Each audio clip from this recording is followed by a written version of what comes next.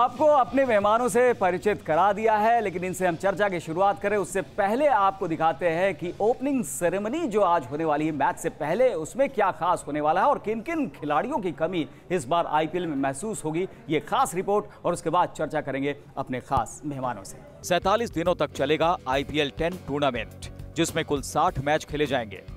IPL 10 का opening match Hyderabad और बेंगलुरु के बीच हैदराबाद में खेला जाएगा। वहीं फाइनल मुकाबला भी 21 मई को हैदराबाद में ही खेला जाएगा।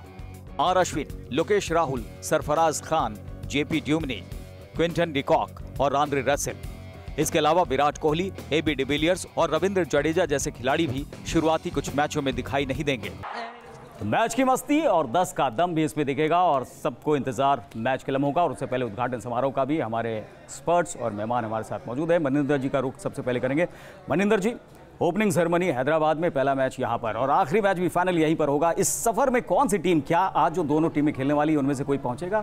देखिए, दोनों टीमों में दमखम है, इसमें कोई शक की बात नहीं है और इसी वजह से पिछले साल भी फाइनल्स में पहुंचे थे। बैंगलोर की टीम के साथ एक परेशानी है कि उनके बड़े बड़े दिग्गज जो हैं वो इंजर्ड है। विराट कोहली की बात कर लें या एबी डिविलियर्स की बात कर लें, सो ये डिपेंड करेगा कि कितनी जल्दी ये लोग रिकवर करते हैं, क्योंकि इनके ऊपर बहुत ज़्यादा निर्भर करती है ये टीम। क्योंकि ये दोनों ऐसे प्लेयर्स हैं जो अकेले ऑन द डे सामने वाली टीम के हाथ से मैच छीन के ले जाते हैं। जैसे पिछले साल में देखा था, विराट कोहली ने 4 शतक लगा दिए, बड़े बड़े रन चेस कर दिए। मतलब पहले कुछ मैचेस हारे तो भी कोई बात नहीं है, आगे आप पिक कर जाएंगे। बिल्कुल पिक हमने ये भी देखा आईपीएल में, जो टीमें शुरू में बहुत अच्छा करती हैं वो पीछे रह जाती हैं और शुरू में जो इतना अच्छा नहीं करती वो बीच में भी आके पिक करें तो पीक कर जाती है सही टाइम पे। पीक ज्यादा करने की जरूरत नहीं है, पहले मैच से ही जीतना होगा। यहाँ पर अमित भंडारी जी, किस तरह से आईपीएल 10 को आप देख रहे हैं, क्योंकि हम 10 का दम कह रहे हैं और इसके बाद फिर से सब कुछ नया शुरू होने वाला है अगले सीजन से। देखिए, जिस तरह से दोनों टीमें लास्ट ईयर फाइनल के मनी भैया कहते हैं, पर एक प्रॉब्लम है, अनफिट है एक तरफ, पूरी टीम फिट है। जो टीम फिट है वो होम ग्राउंड में खेल रही है, जो टीम अनफिट है वो अवे खेल रही है। तो यहाँ पर जो विराट कोहली ने जो लास्ट ईयर 4 सेंचुरी की है, हर साल वो चीज़ रिपीट करना बहुत मुश्किल काम है। आपको किसी ना किसी नए प्लेयर को उभर के आना पड़ेगा, वो क्रिस गेल हो या वॉटसन हो, और जो प्लेयर इंजर्ड जिनको जगह मिलेगी इस टीम के अंदर, वो कैसा प्रदर्शन करते हैं, वो अपने आप को इस जगह पर स्टार बनाना चाहेंगे नहीं चाहेंगे, ये उनके हाथ में। क्योंकि जब ये प्लेयर वापस आएंगे, अगर आपने परफॉर्म नहीं किया तो उनको दोबारा खेलना मुश्किल होगा। जिसने परफॉर्म कर दिया उसके लिए एक मौका मिलता रहेगा आगे इस टीम के अंदर सेटल। क्योंकि जो बेंगलोर की टीम है स्टारों की टीम है और इस स्टार की टीम में अपनी जगह बनाना एक, मैं कहूँगा, बहुत अहम बात है। तो टीम है, लेकिन बड़ा स्टार यहाँ पर मिस कर रहा है और उसको मिस कर रही है सायरा भी। ट्रिपल एस है हमारे साथ, सायरा है, सूर्यांशी है और शैली है। और ये ट्रिपल एस क्या सोचती है, ये बहुत मायने रखता है यहाँ पर सायरा। मैं सबसे ज्यादा मिस करूंगी विराट को। मुझे लगता है कि जिसे बोलते हैं ना कि एक स्पार्क फैक्टर, वो शायद आज रॉयल चैलेंजर्स के पास नहीं होगा।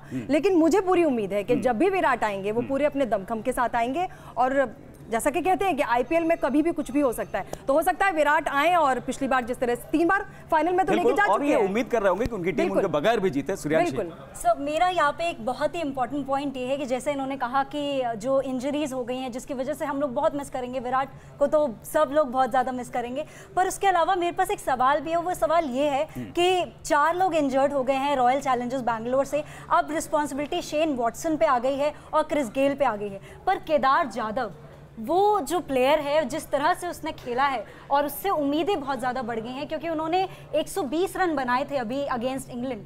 उसके बारे में आप क्या कहना चाहेंगे सर, कि किस तरह से उन पे वो जिम्मेदारी बढ़ जाएगी? ये गोल्डन अपॉर्चुनिटी है उनके पास। एक्चुअली उन्होंने प्रदर्शन तो किया इंग्लैंड के अगेंस्ट बहुत बढ़िया, लेकिन ये गोल्डन अपॉर्चुनिटी है कि 2 इतने बड़े दिग्गज जो इंजर्ड हैं, उनके बावजूद अगर ये रन्स बना के मैचेस जिता सकते हैं तो फिर इनकी वैल्यू और बढ़ जाएगी। मैं पैसे से वैल्यू नहीं बात कर रहा हूँ, लेकिन वो इज्जत वाली जो वैल्यू है वो वैल्यू बहुत बढ़ जाएगी। सो ये जैसे अमित भी बता रहे थे कि इंजर्ड प्लेयर की जगह अगर किसी को मौका मिलता है तो ये गोल्डन अपॉर्चुनिटीज होती हैं। लेकिन मिडिल ऑर्डर में ये जिम्मेदारी संभालना कितना ज्यादा मुश्किल है, ये भी देखना पड़ेगा वहां पर। लेकिन रॉयल चैलेंजर्स की गाड़ी में से 3 टायर तो पंचर हैं, तो गाड़ी आगे कैसे बढ़ेगी? देखिए, ये गाड़ी आगे, ये सनराइजर्स को ये सपोर्ट करी, मैं बता दें यहाँ पर। लेकिन ये गाड़ी आगे ऐसे भी बढ़ सकती है कि एबी डिविलियर्स जैसे खिलाड़ी या विराट कोहली जैसे प्लेयर्स अगर ये नहीं भी खेल रहे, इनमें वो क्वालिटीज है कि अपनी टीम को मोटिवेट कर सकते हैं। हम एबी डिविलियर्स को भी देख चुके हैं जब उन्होंने साउथ अफ्रीका की टीम को लीड किया था। विराट कोहली को भी देख चुके हैं हाल ही में, उनका कैप्टनसी का अगर आप प्रदर्शन देखें कितना बेहतरीन रहा है। सो ना भी खेलें तो भी इनके पास कंट्रीब्यूट करने के लिए बहुत कुछ है।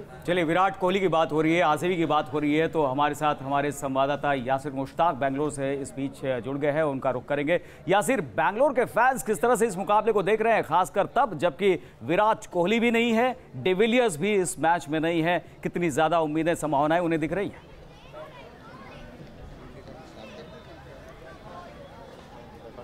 बिल्कुल करुण, यहाँ के जो फैंस हैं आरसीबी के, उन्होंने हिम्मत नहीं हारी है। मेरे साथ कुछ फैंस हैं, इनसे बात करता हूँ। विराट कोहली नहीं है, डिविलियर्स नहीं है, क्या आज आरसीबी अच्छा खेल पाएगी, बल्लेबाजी कर पाएगी अच्छी? जी, हमें अभी के नौजवानों पर भरोसा जताना चाहिए और उन पर विश्वास रखना चाहिए कि वो टीम को आगे ले जाएंगे। और आज गेल का चलना बहुत ही ज़रूरी है और शेन वॉटसन को भी अपना सपोर्ट देना होगा। बॉलिंग की अगर हम बात करें, क्या लगता है बॉलिंग अच्छी है? बॉलिंग काफ़ी अच्छी रहेगी उनकी, मेरे को लगता है, क्योंकि अभी थोड़े नए प्लेयर आए हैं और सैमुअल बद्री भी अब खेलेगा और हाँ, टाइमर मिल्स भी, तो फिर मेरे को लगता है वो थोड़ा तो होगा ही। थोड़ा तो होगा ही, लेकिन क्या वार्नर है हैदराबाद में, तो वार्नर को किस तरह से हम टैकल कर सकते हैं? या चाहल है ना, वो चाहल बहुत टैलेंटेड प्लेयर है, वो बहुत बार वार्नर को आउट हो चुके हैं, इसलिए वो आउट करने अहमियत है हमको। अगर फील्डिंग की हम बात करें, क्या लगता है आपको? डिविलियर्स, विराट कोहली नहीं है, सरफराज नहीं है, फील्डिंग में क्या हम आगे बढ़ सकते हैं इन तीन के बगैर?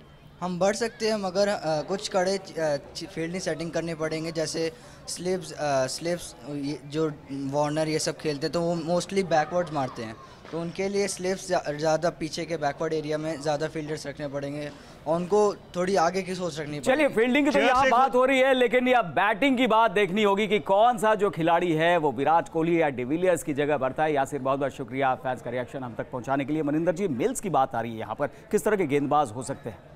देखिए, रेपुटेशन बहुत बढ़िया है। अगर आप उनका इकोनॉमी रेट देखें, जितनी उन्होंने T20 क्रिकेट के लिए, 7 से भी नीचे है, जो मेरे हिसाब से T20 क्रिकेट के लिए पैसे भी बहुत लगाए हैं उन पर। अब देखिए, 12 करोड़ में उनको खरीदा है, सो एक रिस्पॉन्सिबिलिटी भी उनकी बड़ी होगी, लेकिन प्रेशर भी बढ़ता है। लेकिन कई खिलाड़ी हमने देखे हैं जिनके ऊपर जितना ज़्यादा प्रेशर होता है उनका प्रदर्शन उतना ही बेहतरीन होता चला जाता है। मिल्स का जहाँ तक सवाल है, वो स्पेशलिस्ट ही है T20 क्रिकेट के और पूरी दुनिया में वो T20 क्रिकेट ही खेल रहे हैं, सो अनुभव उनके पास बहुत है और बहुत इंपॉर्टेंट फैक्टर। बिल्कुल, उनको सिर्फ इराज जो है वो झेल चुके हैं, खेल चुके हैं, और किस तरह का परफॉर्मेंस रहा है ये हम थोड़ी देर में बताएंगे। खेल अब बना सकते हैं, मुझे लगता है, मुझे क्रिस गेल से पूछूं। तो सनराइजर्स हैदराबाद और आरसीबी के बीच हैदराबाद में आज मुकाबले के साथ ही IPL 10 का आगाज हो जाएगा और 10 का दमखम देखने को मिलेगा। कौन सी टीम सबसे आगे जाती है, कौन सी टीम नीचे रह जाती है? क्या पुणे सुपर जायंट्स जो कि पीछे रह गई थी धोनी के होते हुए, वो कुछ ऊपर जाएगी? इस पर भी सबकी नजरें टिकी हुई हैं। लेकिन आज जो मुकाबला होने वाला है, सबकी चर्चा उसी को लेकर इस वक्त हो रही है। और क्रिस गेल की बात हो रही थी ब्रेक से पहले,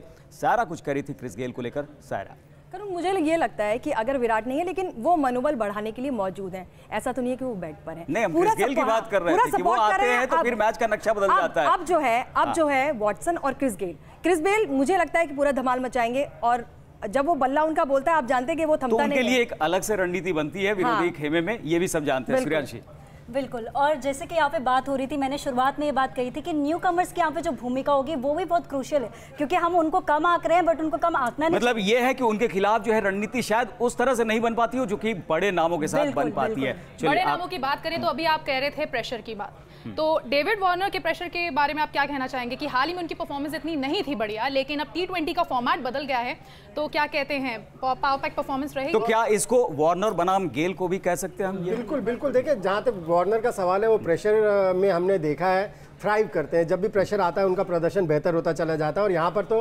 कैप्टनसी का भी प्रेशर है। जहाँ तक गेल का सवाल है, आपने बिल्कुल सही कहा कि जिस दिन वो चल पड़ते हैं फिर सामने वाले बॉलर्स की धज्जियां उड़ जाती हैं। सो ये दोनों बड़े इंपॉर्टेंट प्लेयर्स रहेंगे इन टीमों के लिए इस तरह के फॉर्मेट। अमित भंडारी जी, आप किस तरह से आते हैं? मैं दोनों टीमों के लेफ्ट आर्म मीडियम में से की बात करूंगा, दोनों टीमों में लेफ्ट आर्म मीडियम में से ही खेलेंगे आज। उधर आशीष नायरे खेलेंगे, इधर मिल्स खेलेंगे, अनिकेत चौधरी खेलते हैं या अरविंद खेलते हैं, तो वहाँ पर वीरेंद्र सरन या रहमान है। तो जो लेफ्ट आर्म मीडियम पे सर अच्छा डालेगा तो शायद आज उसी की टीम ज्यादा बेहतर करेगी, मुझे लगता है। चलिए, देखने वाली बात कि आखिर कौन किसके खिलाफ बेहतर रणनीति बना पाता है। लेकिन यहाँ स्टूडियो में तो ऐसा लगता है कि सबने अच्छी रणनीति बना ली है कि मस्ती भरे अंदाज में मैच का लुत्फ उठाएंगे। और ओपनिंग सेरेमनी भी है और ट्रिपल एस सारा, सूर्यांशी और शैली किस तरह से इसका लुत्फ उठाती है, ये भी देखने वाली बात। और हमारे क्रिकेट एक्सपर्ट हमेशा मैचों को लेकर अपना आकलन और अपना नजरिया पेश करते रहेंगे। आप लगातार हमारी इस खास पेशकश को देखते रहिएगा। लेकिन फिलहाल इतना ही, आप बने रहिए न्यूज़ नेशन के साथ, क्योंकि यहाँ खबरों का सिलसिला कभी नहीं थमता।